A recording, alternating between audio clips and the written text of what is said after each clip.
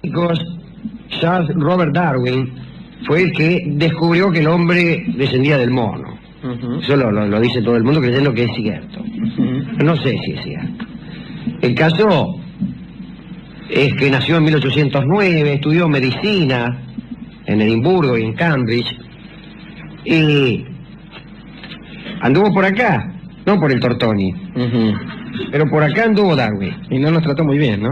No nos trató muy bien, dijo que este era el peor andurreal que había visto en el mundo. Viajó con el buque Beagle, que mandaba el capitán Robert Fitzroy, que era una misión científica que estuvo aquí mucho tiempo. El Beagle recorrió, entre otras cosas, todos los canales fueguinos, hizo trato, como ya hemos contado, particularmente con los indios yaganes, etcétera, etcétera. Y a partir del viaje de la Beagle vinieron otros científicos que incluso llegaron a confeccionar un diccionario yagán inglés que tenía 55.000 entradas. Ya hemos hablado de los yaganes, una curiosa raza de indios cuya vida era poco menos que miserable, tenían una civilización elemental y sin embargo un idioma rico en voces, lo que no significa un idioma evolucionado. Un idioma evolucionado es un idioma analítico, no un idioma que tenga muchas voces. Por ejemplo, hay idiomas que tienen una palabra para el nogal, otra para el fresno, otra para el plátano, otra para el algarrobo, pero ninguna palabra para decir árbol. Bien, una cosa que no tenía el yagán era la palabra abuelo, seguramente porque los yaganes no llegaban nunca a ser abuelos, morían a los 30 años. Pero por aquí anduvo Darwin y recogió un gigantesco corpus de datos geológicos, botánicos, zoológicos, cuya ordenación le llevó hasta la completa formulación de la teoría de la evolución, ¿cierto? Teorías de la evolución ya había habido antes.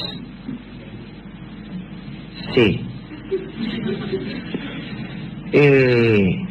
Malthus sostuvo que la población tiende a aumentar en forma geométrica, mientras que los recursos para alimentar a esa población tienden a aumentar en forma aritmética. Vamos, que la población crecía más rápidamente que los recursos. Y que, a consecuencia de ello, se iba a producir una lucha por la subsistencia, o se producía una lucha por la subsistencia. Todo lo que decía Malthus, de quien se habló mucho hace unos 20 o 25 años, volvió a ponerse de moda. Había incluso una concepción un poco apocalíptica del asunto, diciendo que nos íbamos a morir de hambre a corto plazo, lo cual era cierto. Bien, Darwin leyó a Malthus y conjeturó que en el proceso de selección natural algunos abandonan la partida y otros se adaptan. En esa gigantesca presión que ejerce el medio, algunas especies abandonan la partida y otras se adaptan y sobreviven, se sobreponen. Bueno, en todo caso, Darwin llegó a un principio fundamental. La lucha por la existencia dentro de un ambiente cambiante engendra alteraciones orgánicas en el curso de las cuales sobreviven solo los más aptos, que son quienes transmiten a sus descendientes modificaciones que han resultado victoriosas. Ahora, guarda que algunos formulan de este modo la doctrina de Darwin. Es decir, si es verdad que en determinado medio ambiente sobreviven los que tienen modificaciones genéticas victoriosas, algunos dicen esto. Por ejemplo, un señor se compra un par de zapatos muy chicos y, en virtud de la teoría de Darwin, el hijo del tipo nace con los pies de un número más chico. Bueno, no es así. No es así. No es, por ejemplo, que a un tipo le cortan un brazo y el hijo le nace manco. No es así. No es tan sencillo. No. Es que hay toda clase de modificaciones genéticas. Lo que pasa es que algunas persisten porque se adaptan al medio y otras no porque no se adaptan. Pero no es que uno se va a vivir al África y los hijos salen más morochos para que no les haga daño el sol. Es que a la larga de las generaciones prevalecen los morochos. Pero no es que la genética mire a ver dónde está el tipo y le salen gordos y está en el Polo Norte, petizos y vive en una casa con techo bajo. No es así. Bueno. ¿Sabe cómo es? Por ejemplo, el tipo tiene 4 hijos, uno de los cuales tiene los pies más chicos y ese es el que hereda los zapatos. No está mal eso. Bueno, Darwin pretendió escribir una obra muy voluminosa, pero cuando se prestaba a empezar el trabajo, se enteró que otro señor, Alfred Russel Wallace, ya había presentado un trabajo en el que exponía criterios muy parecidos a los suyos. Entonces Darwin renunció a la obra voluminosa y se apresuró y publicó un sumario. Y ahí llegó más o menos parejo con Wallace. En realidad Wallace le ganó. Pero después, en 1859, publica su famosa obra sobre el origen de las especies, etc. Estas doctrinas de Darwin pueden entenderse en un sentido muy amplio o en un sentido estricto. En el sentido amplio, fueron un ataque a las creencias cristianas, a las cosmologías bíblicas, y también la expresión de un pensamiento radical y revolucionario.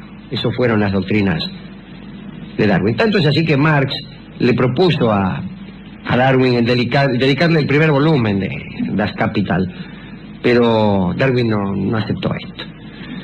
Y en un sentido más estricto, se trata únicamente de una teoría biológica que trata de explicar los mecanismos de la evolución. Ya se ha dicho que las doctrinas de Darwin no eran nuevas, pero lo que sí era nuevo era todo ese corpus de datos empíricos que había proporcionado Darwin para sostener esas teorías. ¿Y por qué digo todo esto? Bueno, no sé. Pero alguna vez hablamos aquí, y me gustaría recordarlo hoy, del darwinismo social. Ustedes saben que todas las doctrinas e ideologías socialistas reconocieron en la teoría de la evolución, la teoría de Darwin, un elemento liberador de prejuicios. O sea que los socialistas fueron siempre muy simpatizantes de Darwin, tanto que significaba también una ruptura con el viejo régimen, etcétera, etcétera. Sin embargo, el darwinismo aplicado a lo social es todo lo contrario del socialismo. Su mayor defensor fue un señor William Graham Sumner, no Summer, Sumner, que decía algo así. Dice, miren, porque hablaba así el tipo, ¿no? Miren, decía antes de decir algo. No podemos salir de esta alternativa. O libertad, desigualdad y supervivencia del más apto, o no libertad, igualdad y supervivencia del menos apto. Repito, son dos visiones políticas antagónicas. O mucha libertad, pero desigualdad, es decir, injusticia, y supervivencia de los más aptos. O poca libertad, igualdad, justicia, y supervivencia del menos apto. El primer término de la alternativa lleva a la sociedad hacia adelante, decía Sumner, y favorece a sus mejores miembros. El segundo, siempre hablo por Sumner, lleva a la sociedad hacia atrás y favorece a sus peores miembros. Esto es verdadero desde el punto de vista de aquellos que se reconocen como los mejores miembros de la sociedad. Para los darwinistas sociales, de no dejarse libre juego a la competencia, se favorece a los débiles y se perjudica a la sociedad. Y puesto que la competencia en ese sentido es la que promueve el alto capitalismo individualista, el darwinismo social puede ser considerado como la ideología de ese tipo de capitalismo. Es decir, propende a la libertad, pero también a la desigualdad que le es inmediata, y a la supervivencia del más alto, no del más alto, del más alto. Ahora, ustedes no tienen la sensación de haber oído esto o de haber visto esto en alguna otra parte. Porque el darwinismo social es muy bien visto por los ideólogos de sentido común y se deja explicar muy fácilmente a las personas. Se conlleva unas verdades tan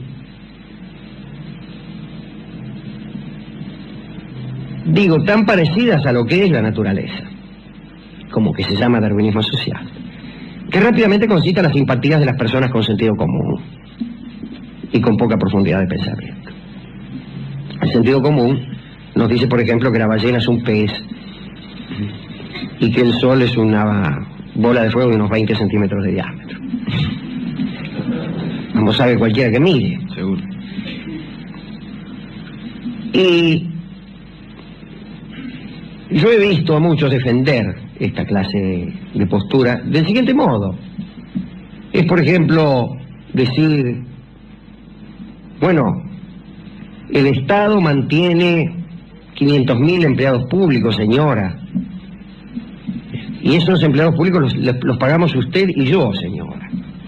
Entonces, señora, lo que conviene es echar a esos empleados públicos, para que usted y yo, señora, que somos los miembros más aptos, no tengamos que sostener a los menos aptos. Vamos. Puede darse el caso de naufragar un barco y quedar 70 individuos en un bote, pero ser el bote únicamente apto para ser ocupado por 30. De modo que o nos hundimos todos o echamos por la borda a 40. Entonces, al llegar a buen puerto, los 30 que han quedado dicen, mire, para sacar el bote adelante tuvimos que echar por la borda a 40. De lo contrario nos íbamos a hundir todos. Entonces dicen, bueno, eso es muy razonable, sin que jamás se haya consultado a los 40 que tiraron al agua. Y que sin que jamás se haya aclarado cuál es el criterio que ha prevalecido para elegir a los 40 que debían quedar en el océano y a los 30 que han quedado en el bote. Y efectivamente, siendo como es el darwinismo social una preceptiva que propugna la supervivencia del más apto, es defendida siempre por los más aptos, que son los que están en mejor situación de alegar, puesto que los otros no alegan por cuanto se han muerto o han quedado fuera de circulación. Alegan los que sobreviven y alegan en favor de esta clase de cuentas que son hechas por los que no fueron echados de la empresa donde sobraban 500.000 empleados, por los que no fueron expulsados del bote, por los que han sobrevivido. Yo particularmente creo que es verdad esta ecuación: libertad, desigualdad, supervivencia del más apto, no libertad, igualdad, supervivencia del menos apto. Este es lo elemental de la discusión política, a pesar de que se oiga tan poco esto. Pero también creo que a veces conviene resignar el salto adelante de toda la sociedad, conviene resignar un poco de la prosperidad general para socorrer a aquellos que son menos aptos.